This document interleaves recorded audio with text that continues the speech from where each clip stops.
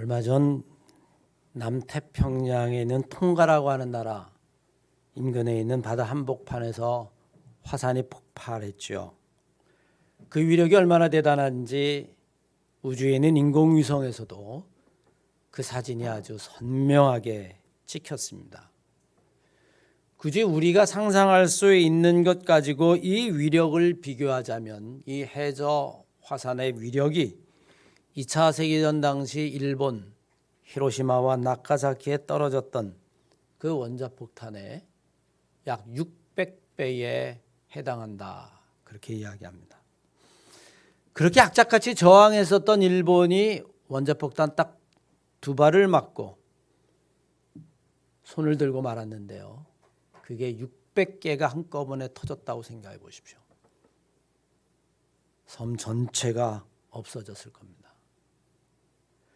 우리는 이런 화산에서 그러면 독립적이고 상관이 없을까요? 그렇지 않습니다. 우리나라 한반도도 저 백두산은 휴화산입니다. 언제 터질지 몰라요. 일본의 후지 화산은 지금 내일 당장 폭발을 한다 할지라도 전혀 이상하지 않다. 그렇게 이야기할 정도로 위험한 상태입니다. 또 비단 이런 화산 폭발뿐만이 아니라 수많은 자연재해가 있죠. 지진이 있습니다. 가뭄이 있습니다. 홍수가 납니다. 역사적으로 상상할 수 없는 폭염이 계속됩니다. 이 폭염 때문에 산불이 한번 일어나면 멈출 줄 모릅니다. 어쩌면 인류의 마지막이 우리에게 온다면 이런 지진, 가뭄, 홍수, 폭염, 거기다 화산 폭발, 거기다 우리가 경험하고 있는 코로나 팬데믹과 같은 이런 전염병의 창궐, 이런 것이 여러분 한꺼번에 다 온다고 한번 생각해 보십시오. 아마 거의 세상의 종말이 아닐까 그런 생각이 듭니다. 그런데 우리는 오늘도 영원히 살 것처럼 아주 태연하게 하루하루를 살아갑니다. 이런 자연재앙이나 재해들, 생태계의 파괴만이 종말이 아닙니다. 어쩌면 그래서 모든 사람이 다 죽는다면 우리는 두려움을 상쇄시킬지 몰라요. 왜? 다 죽으니까. 그보다 더 두려운 것이 있다면 사람들에게 찾아오는 개인적인 종말이라는 것이 있습니다.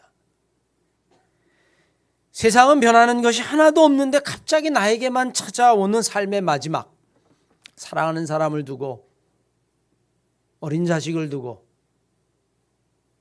내 인생을 마감해야 된다라고 하는 그 절망과 두려움들, 또 세상은 여전히 평화롭고 그리고 하나도 변하는 것이 없는데 나만 이 세상을 떠나야 한다라고 하는, 죽게 된다라고 하는 이 두려움, 이건 아마 인간 존재의 불안이라고 이야기해도 결코 과언이 아닙니다. 어느 게 더 무서워요, 여러분? 다 함께 죽는 것보다는 어쩌면 자기 자신만의 마지막 종말이 더 외롭고 두려운 것인지도 모릅니다.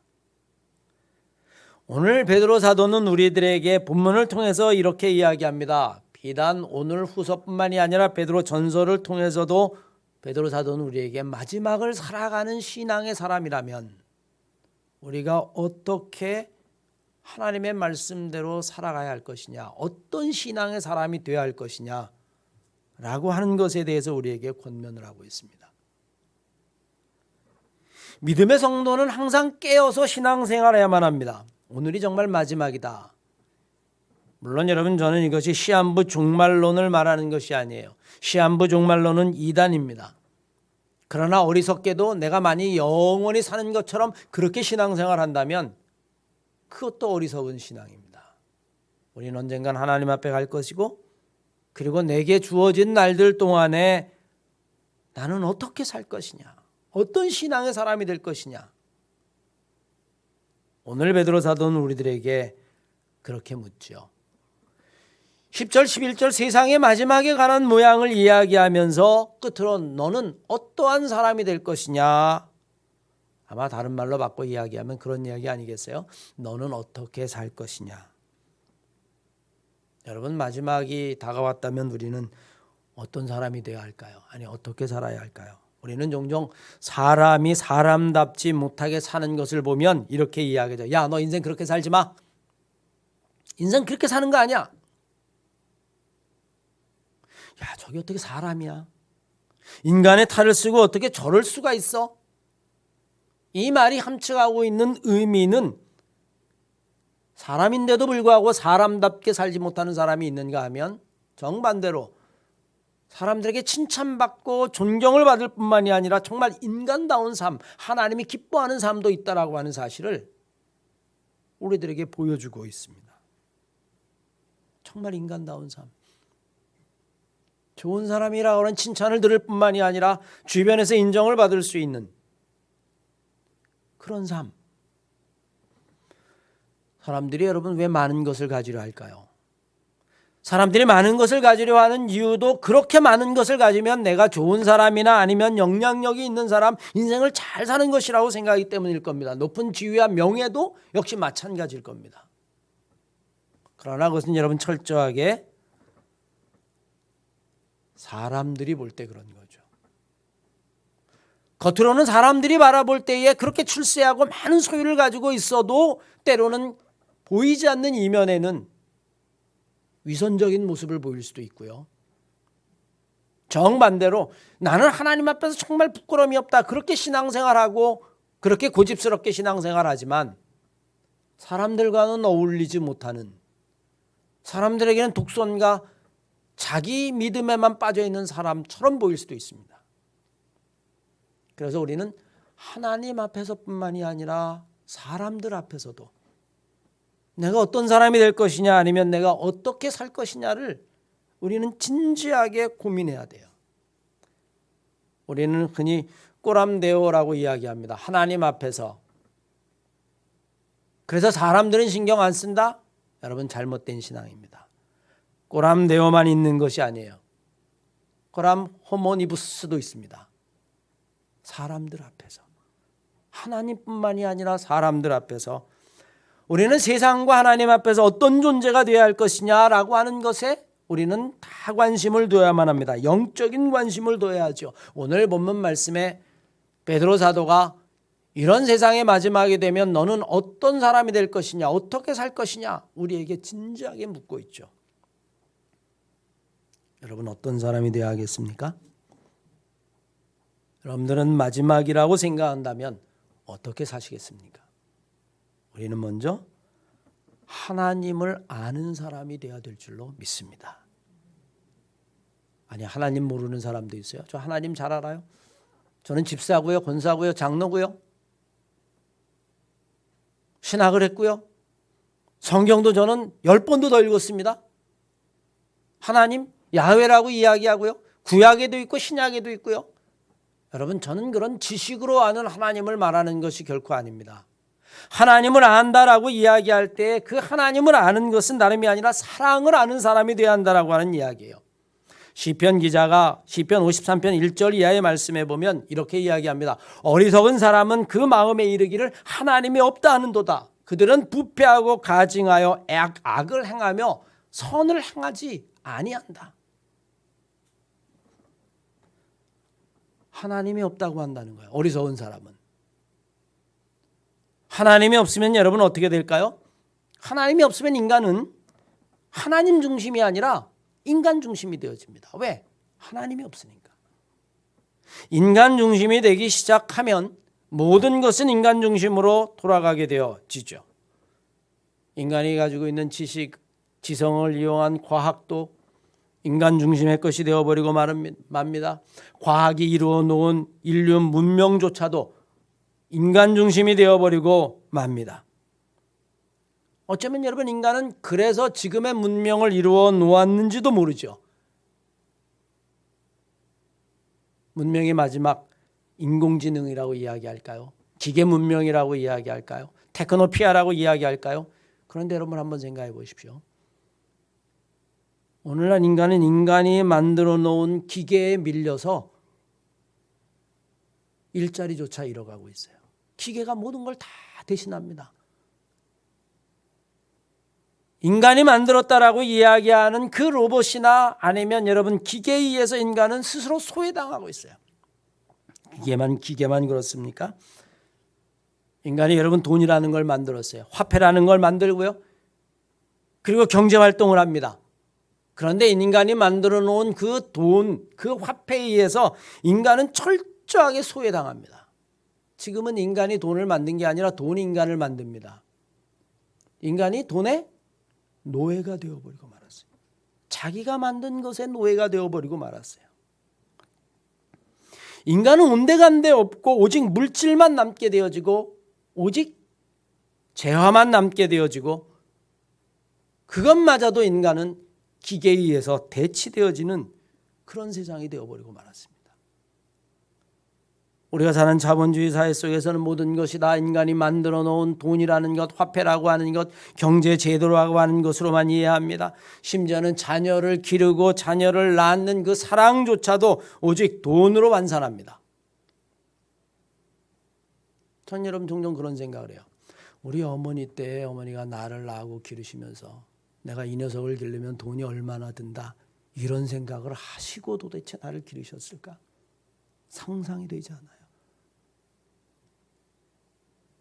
그냥 자기의 삶을 다 24시간 뼈 빠지게 오직 희생 헌신 외에는 그 어떤 것도 생각하지 않으면서 저를 기르셨을 겁니다. 그런데 여러분 지금은 어때요? 아이를 낳으면 이 아이를 기르는데 2억이 들어간다, 3억이 들어간다. 일종의 사랑에 대한 것조차도 경제적인 원가 계산을 합니다. 현실이라고 하는 명분 아래에서 부모의 사랑조차도 돈과 수치로 환산해버리는 어이없는 세상을 우리는 살아갑니다. 결국 돈이 없으면 사랑도 할 수 없다라는 기가 막힌 현실이 우리 앞에 벌어지고 있는 거죠. 물론 여러분 사랑이라고 다 같은 사랑은 결코 아닙니다. 사랑은요 아주 이기적인 사랑도 있어요. 그걸 사랑이라고 착각하지 마십시오. 자기가 좋아서 해놓고 그것이 사랑이라고 이야기하는 것만큼 교만하고 오만한 게 없어요. 조금 나가면 그러면 내가 너에게 준 것만큼 너도 나에게 줘. 기브앤테이크의 사랑 정도가 있을 수 있습니다. 하지만 더 깊이 들어가면 내가 바보처럼 완전히 너에게 다 희생하고 헌신해도 아깝지 않은 사랑도 있어요.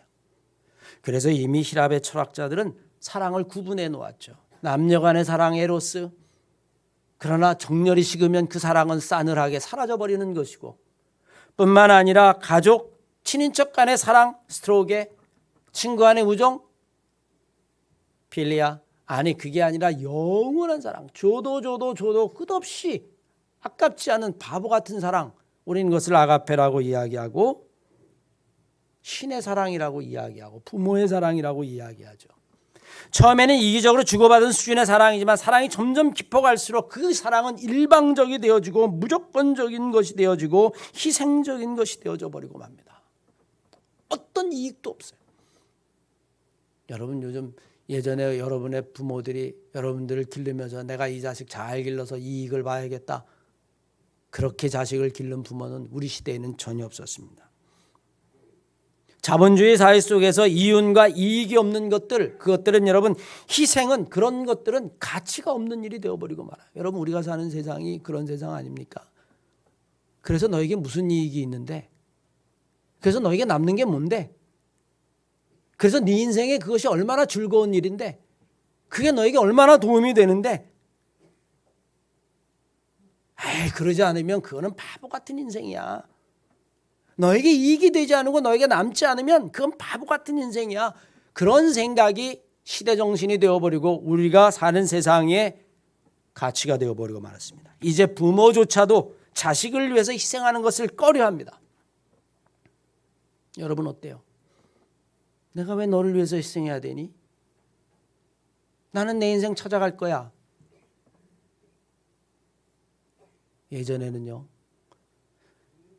자식 때문에 자기 인생을 다 희생하고 가정을 지켰던 부모들이 다였습니다. 그런데 여러분 지금 어때요? 부모조차도 내 인생은 나의 것.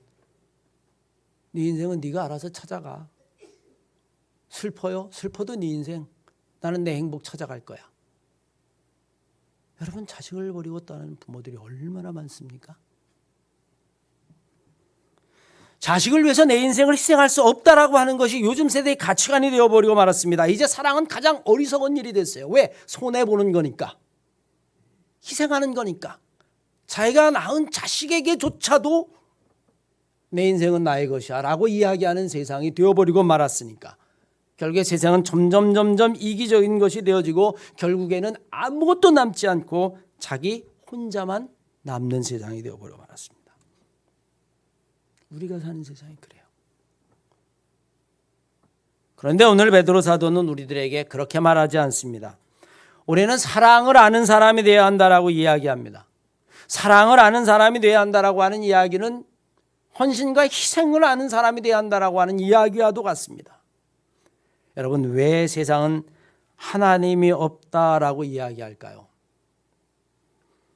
하나님이 없다는 사람들에게 남을 위한 희생이 따르는 사랑은 가장 어리석은 것처럼 보이기 때문에 그렇습니다.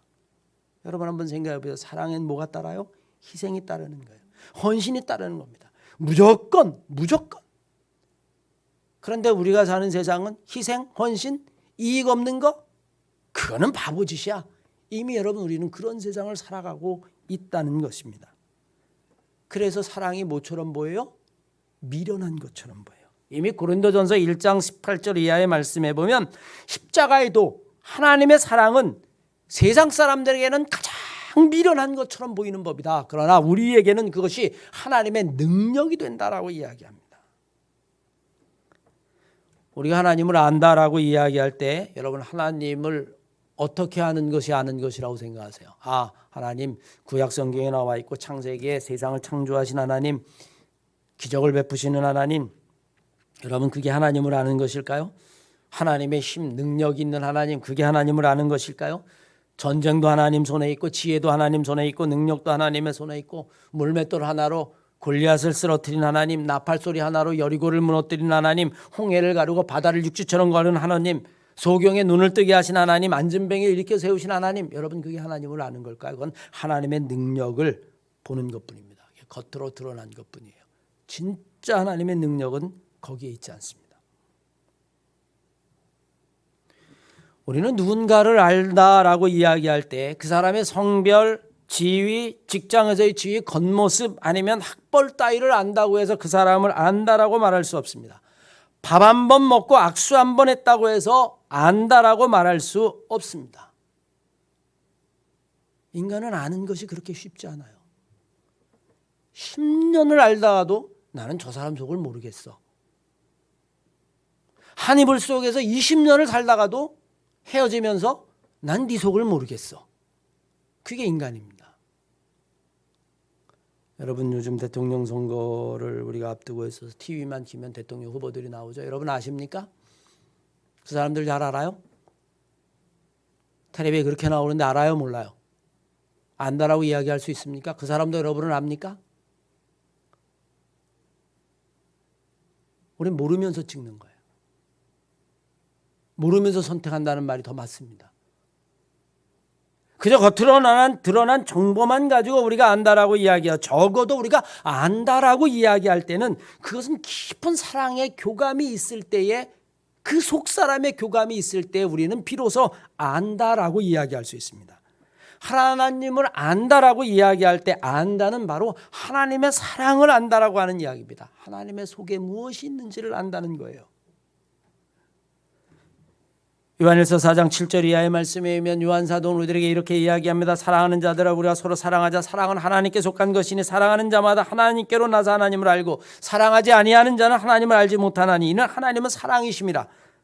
어느 때는 하나님을 본 사람은 아무도 없지만 우리가 서로 사랑하면 하나님이 우리 안에 거하시고 그의 사랑이 우리 안에 온전히 이루느니라. 요즘 세상 사람들은 가면 갈수록 하나님이 없다라고 이야기합니다. 여러분 이 하나님이라고 하는 단어를 사랑으로 바꿔보세요. 요즘 사람들은 살면 살수록 사랑이 없다라고 이야기합니다. 똑같은 이야기입니다. 헌신적인 사랑이 없으니까. 예전의 부모들처럼 내 모든 걸 다 주고도 그것조차도 모자라서 더 주지 못하는 것이 안타까워했었던 그런 사랑이 점점 없어지니까 부모조차도 내 인생 찾아 떠나면서 내 행복 찾아 떠나가면서 자식을 버리는 부모들이 많으니까 하나님이 없다고 그러는 거예요. 하나님과 사랑은 여러분 같은 단어입니다. 사랑이 없어지면 하나님은 없어지게 돼 있어요. 부모의 사랑조차도 돈으로 계산하는 세상, 사랑은 사라지는 것이 너무나 당연합니다. 사랑이 사라지니 하나님도 사라지는 것이 너무나 당연합니다. 왜? 하나님은 사랑이니까. 결국 하나님이 안 계신 것이 아니라 사랑이 없는 것이고, 사랑이 사라지기 시작하니까 사람들은 하나님이 없다, 이렇게 말하는 거죠. 여러분, 마태복음 24장 12절 이하의 말씀에 보면 이미 주님이 말씀하셨어요. 우리가 사는 마지막에는 불법이 성함으로 많은 사람의 사랑이 식어지게 될 것이다. 디모데후서 3장 1절로 5절까지의 말씀을 읽으십시오. 너희들이 이것을 분명히 기억해라. 말세에는 정말 많은 사람들이 고통을 당하는 때가 오는데, 사람들이 자기를 사랑하며 돈을 사랑하며 자랑하며 교만하며 비방하며 부모를 교육하며 감사하지 아니하며 거룩하지 아니하며 무정하며 원통함을 풀지 아니하며 모함하며 절제하지 못하며 사나우며 선한 것을 좋아하지 아니하며 배신하며 조급하며 자만하며 쾌락 사랑하기를 하나님 사랑하는 것보다 더하며, 경건한 것 같지만 경건의 능력을 없는 너희들은 절대로 이런 세상에서 돌아서라. 여러분, 그렇게 이야기합니다. 세상이 점점 악해지니까요, 사랑을 베푸는 사람들조차도 이용합니다. 사랑을 베푸는 사람들조차도 해를 당합니다. 그래서 정말로 이제는 사랑을 찾아볼 수가 없습니다. 그럴 때에 오늘 베드로 사도는 우리에게 묻는 거예요. 이런 세상의 끝자락에 너희는 어떤 사람이 될 것이냐. 저는 주님의 이름으로 우리 사랑하는 한마음교회 성도 여러분들은 이 마지막 때에 여전히 사랑이 있습니다. 내가 정말 헌신하고 희생하고 내 모든 것을 다 주고도 아깝지 않은 사랑이 있습니다. 그렇게 고백하며 살아갈 수 있는 성도들 되시기를 주의 이름으로 간절히 축원합니다. 그런 사랑이 있는 사람에게는 하나님도 있는 거예요. 이기적인 사랑만 있는 사람에게는 절대로 하나님이 있을 수 없습니다. 왜? 하나님은 사랑이기 때문에. 한 걸음 더 나아가서 우리는 오늘 베드로 사도가 이야기합니다. 거룩한 사람이 되라고 이야기합니다. 하나님의 능력과 경건함을 인정하는 사람. 오늘 11절 이하의 말씀에 이 모든 것이 이렇게 풀어지리니 너희가 어떠한 사람이 되어야 하는 것이 마땅하뇨 거룩한 행실과 경건함이라고 이야기합니다. 다시 말하면 하나님 앞에서 거룩한 삶이라는 것이죠. 거룩함의 의미가 무엇입니까? 여러분, 산속에 들어가서 혼자 있으면 거룩해지는 것입니까? 세상 사람들 만나지 아니하고 가파도기아 같은 동굴 속에서나 사마의 교부들처럼 사막 한가운데 있으면 여러분 우리가 거룩해지는 것입니까? 여러분, 이것은 진정한 거룩이 아닙니다. 아직 때묻지 않은 순수함일 뿐이에요. 시간이 지나면 이 순수함은 잃어버리게 되어지고, 시간이 지나면 영악해지고 타락할 수 있습니다. 성경이 말하는 경건함이라고 하는 것은 그런 것이 아닙니다. 세상 속에 있지만 세상에 물들지 않는 것을 의미합니다. 세상은 다 이렇게 살아간다 할지라도 그 가운데서는 믿음을 지키는 것을 의미합니다. 구별된 삶이라고 이야기하죠. 마치 모세가 호렙산 떨기나무 아래서 하나님을 만난 것, 그것과 같습니다. 출애굽기 3장 2절 말씀에 보면 여호와의 사자가 떨기나무 불꽃 가운데 나타나서 그에게 나타나시니 그가 보니 떨기나무에 불이 붙었는데 사라지지 않는다. 불 속에서도 여러분 그 떨기나무는 그대로 있는 거예요. 타버리지 않는 겁니다. 왜? 하나님의 능력이 있으니까. 우리가 세상을 살아가지만 세상 속에서는 점점 사랑이 없다라고 이야기하고 너에게 이익이 되지 않으면 자식조차도 버리라고 이야기하는 그 세상 속에서 우리가 그것에 물들지 아니하고 끝까지 나를 희생하며 헌신하며 하나님의 거룩함을 지켜나갈 때, 구별된 삶을 살 때에 성경 것을 경건함이라고 이야기해요. 저는 우리 사랑하는 한마음교회 성도 여러분들이 그렇게 경건한 삶을, 구별된 삶을 살아가시기를 주의 이름을 간절히 축원합니다. 끝으로 여러분 소망을 바라보라고 이야기합니다. 오늘 12절, 13절, 14절까지의 말씀에 보면 끊임없이 베드로 사도는 이렇게 이야기합니다. 하나님의 날에 임하는 것을 바라보고 13절 이하의 말씀에 의하면 내가 새하늘과 새 땅을 바라보도다 라고 이야기합니다. 14절 이하의 말씀에 의하면 사랑하는 자들아 너희가 이것들을 바라보니 주 앞에 점도 없고 흠도 없는 가운데 평강 가운데 나타나기를 힘쓰라. 똑같은 바라보라고 하는 단어를 썼어요. 여러분 이걸 영어로는 looking forward예요. look forward. 보기는 보는데 어디를 보는 거예요? 앞을 바라보는 겁니다. 뒤를 보는 것이 아니라 앞을 바라본다라고 하는 이야기예요. 저는 바라보는 사랑하는 한마교회 성도 여러분들이 앞을 바라볼 수 있는 성도가 되시기를 주의 이름으로 간절히 축원합니다. 코로나 때문에 어렵죠. 저는 종종 생각해봐요. 설교를 준비하면서 코로나 때문에 정말 어려운데 이게 일제강점기하고 비교하면 어떨까? 지금은 여러분 그래도 우리들끼리 코로나가 걸려도 물론 격리하고 그 가운데는 희생된 사람도 있지만 지금 함께 견뎌나가지만 일제강점기는 어때요? 조선인은 사람도 아니었어요. 우리의 누이들은 정신대로 끌려가고 징용에 끌려가고 광산에 끌려가고 이름도 제대로 못 쓰고 그래도 우리는 그것을 이겨나갔습니다. 코로나가 아무리 어렵다고 이야기지만 6.25 전쟁만 하겠습니까 여러분? 100만 명이 죽은 포탄이 되어지고 터지고 사람이 죽고 전쟁 끝나면 극심한 가난이 있고 이산가족이 생기고 볼 사람도 보지 못하고 영혼이 갈라지고 저희 아버님도 1.4.5 때 월남에서 그것의 가족을 영원히 보지 못하고 그것이 병이 돼서 암으로 돌아가셨는데 그래도 여러분 코로나는 화상으로라도 보잖아요. 지금 이 시간에도 여러분 예배로 화상으로 저와 함께 예배 드리는 분들이 있지 않습니까? 6.25 전쟁만 하겠습니까? 우리는 지나간 시절 이 어려운 시절을 어떻게 이겨나갔을까요? 일제강점기 한국전쟁 그보다 더한 시절을 이 가난의 시절을 우리는 어떻게 이겨나갔을까요? 딱 하나입니다. 미래에 대한 소망이 있었기 때문이에요. 과거를 돌이켜본 것이 아니라 오늘보다는 내일이 내일보다는 내년이 나을 것이라고 하는 소망이 있었기 때문입니다. 앞을 바라다 보았기 때문입니다. 소망이 얼마나 위대하고 소중한 가치인지를 우리들에게 보여주고 있죠. 인생에 있어서 자기의 과거를 뉘우치고 반성하는 것 정말 중요한 일입니다. 그래야만 앞으로 나아갈 수 있습니다. 그러나 아무리 과거를 반성하고 뉘우치는 것이 중요하다 할지라도 미래의 소망을 대신할 수는 없습니다. 반성은 고난을 이기는 힘이 되지 못해요. 정말 고난을 이기는 힘은 어디에서 나오느냐 하면 소망에서 나옵니다. 이것이 끝나면 그래서 우리는 앞을 바라봐야 되는 거예요. 오늘 여러분 베드로 사도는 우리들에게 분명히 이야기합니다. 거룩하고 구별된 삶을 살고 소망을 가져라. 앞을 바라다 보아라.